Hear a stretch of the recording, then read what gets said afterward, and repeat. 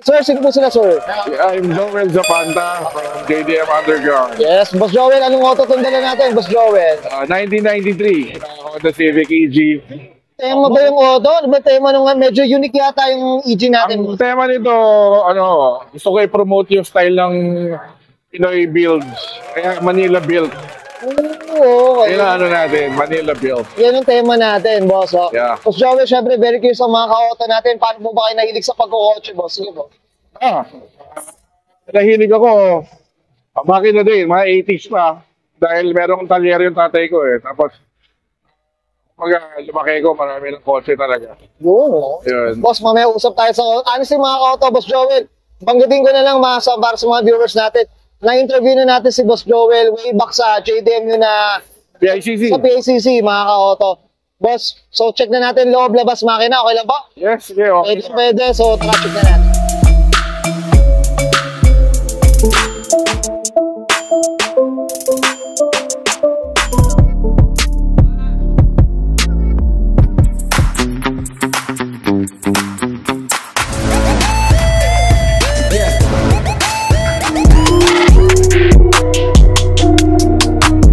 Usapang interior tayo, Boss Joel. Anong meron dito, boss? Sige po. Meron, naka-Mugen S1. Dati pa to nabili, bata pa ako. Natabi lang namin. Tapos, Mugen steering wheel. Hinabit ko S2000 na AP1 gauge para iba naman. Tapos, custom Alcantara na dashboard. Ceiling. Ito, pillars. Pati mga sides. Custom Alcantara. Boss, ano ba? Very curious, Boss Joel. Sino pong gumawa ng mga Alcantara natin? Yung Alcantara, meron akong nag-upholstery shop sa Marikina, si Ming Dani. Siya rin ang gumagawa doon sa mga BMW ko, sa Audi siya rin. Oo. Tapos yan, naka-Cusco na roll cage. Tapos binutas namin yung gathers. Tignan mo. Grabe. Binutas namin para maganda yung fitment. Para kumbaga malinis ba? Para malinis pa rin. Kasi ito, Alcantara na rin yung headliner. Headliner din. Boss, Tapos naka-zoom na rear view mirror para hindi common. common. Medyo unique din talaga, no? Tapos ito, yan, naka-shift knob. Simple lang. Oo, ayan. Mugen na pedals. Tapos yung matting, pati yung floor mat, team doon sa valve cover. Oo. Diba? Tapos ano, pasadya, Boss Joel? Hindi, ito, sakto to, meron nabibili. Meron talaga. Shoutout sa Louie. Louie na matting. Shoutout sa Ganda kanya. ng design niya po, unique siya, no? Inisip lang. Yeah. Boss Joel, okay na tayo. I'm sure may to-mention pa dito sa loob. Oo. Check natin, ano? Labas naman, okay na. Yeah, okay. So, tara. Tough long battery. Tough and long. Okay, Sir Joel, usapang exterior tayo. Anong meron dito, boss? Sige po. Ayun, pinagmamalaki ko yung mode perfume na body. Front bumper, under flap. Tapos naka-mode perfume na side mirror. Pati yung wing, mode perfume. Oo, boss. Pati side skirt. Usapang kulay tayo. Napakaganda, boss. Napaka-unique. Yun, yun yun. Anong kwento natin dito? Nag-collaborate kami kay Angel and pinapunta kami sa lab nila and yung tinimpla ko, ito talaga yung gusto kong color under the light para mag-pop. Kasi tribute to the 90s build. Kaya gusto ko makulay. Malakas na ang loob. Ang lakas, eh. Pero ano, mga ka-auto, sobrang kitang-kita mo tong kulay na to, boss. Tama ba? Tapos yung rims yan. Okay. Dati ng rims, Mugen R&R. Naka-exceed na brakes. Yan, ganda, Tapos naka-O-lins na coilovers. Coilover, ayan. Yung mga camber arms, lahat palit na rin. Palit na rin lahat, okay.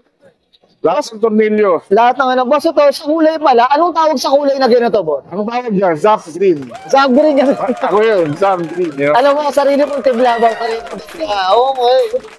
Dito tayo sa likod, boss. Anong meron dito? Ito yung mode perfume na rear wing. Tapos, simple lang yung back. Wala nang wiper. Tinilid ko. Then, bumper stock lang. Naka-mudguard. Tapos, ang exhaust ko, Kentworks na titanium. Exhaust. Naglandulo. So talagang palit na rin talaga lahat. Palit na lahat. rin talaga. Tornilyo. Grabe, Diyos ko. Ayawan na, Boss Joey. Tornilyo. Pati goma, lahat. Ayan, Ito, boss, curious ako, gaano katagal yung preparation dito para sa Manila Auto Salon? Yung car, I got the car back in 2024, mga December. Then after nun, ginawa ko na yung mga dapat gawin. Kailangan, pahitan ng makina, nag-D18. Ginawa ko ITB. Along the way, tuloy-tuloy, nag-YN, mga nights pa kami last August. Then after nun, kinalas ko na yung sakyan para paint. So yung paint, parang 2 months lang yung paint. 2 months? Ganun lang Grabe rin talaga. Pero kasi kompleto na yung mga pesa. No? Kompleto, kakabit-kabit na. Kabit-kabit na lang. Okay, Boss Joel, okay na tayo sa labas. Check natin makina. Okay lang ba? Okay, So Joel, usapang engine tayo. Ano meron dito, boss? Sige. Engine, B15C Type R, naka 4.7 na tranny. Tapos nagpa-custom ako ng header sa galing US.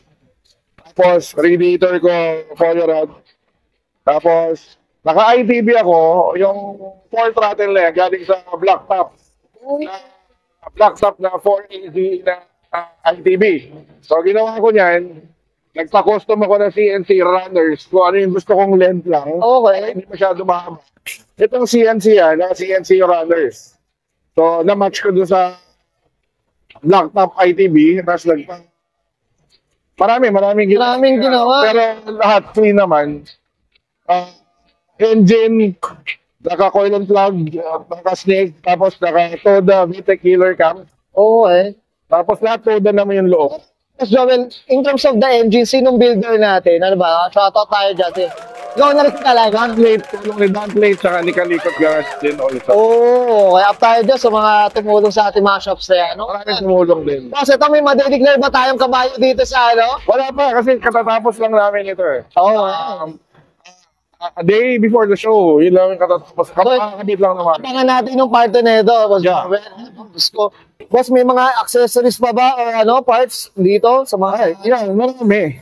Yung mga tornilyo, I bought everything from Downstars. Makikita mo, may mga washers yan. From Downstars, no? Yung mga ganyan. Tapos, pati to, naka-brake tack, may naka-brake proportioning na may brake bias. Para makontrol mo yung lakas ng fronts sa rear. Tapos, dinilit na rin yung hydrovac. Kaya naka-Honda booster delete na rin. Talagang Direct feel. Custom na talaga. Custom na rin talaga, boss. Custom na talaga. Well said. Boss, okay na tayo dito, boss? Stock is dead eh. Yan, Stock is dead. Stock is dead yan. Nandiyan din. Boss, syempre hindi mawala ano na tayo. Boss, promote na tayo, boss, ng ano. Shoutout na tayo, boss. Sige po, go po. Guys, nakita natin interior, exterior, tsaka engine bay. Syempre, usapang ano tayo? 1993 na EG hatchback dito kay Boss Joel sa Panda tayo, boss. Sige po, go po. Yeah. So, shout out to Santos Auto Salon. Nagpintura ng body and everything na kailangan i-paint. Shout out to Kalikot Garage, Don Plate Build for helping me build the engine. Thank you to Bud Auto Accessories, JM Restoration for prepping the car, for detailing the car. Thank you also to the other shops who helped. Nandito naman, thank you also to Panic. Para mabuo yung project. Maraming tumulong para mabuo siya. Kaya thank you sa inyo lahat. Boss, yung mga grupo natin, boss, syempre, shoutout tayo dyan, boss. Shout out sa lahat ng members namin sa JDM Underground. Shout out sa lahat ng members ng Panic. Shout out din sa lahat ng mahilig sa kotse sa Pilipinas. Sana magkaroon tayo ng tawag dito, cooperation para walang negativity, di ba? Sa up tayo dyan, boss Joel. Boss Joel, okay na, boss? Yun na, okay. Okay, sige, sabahin ka, Sir Joel sa Panda, pass ka na 1993. Usapang Honda Civic EG hatchback, mga kato. Usapang Manila built, mga kato. This is Auto Culture. Thank you.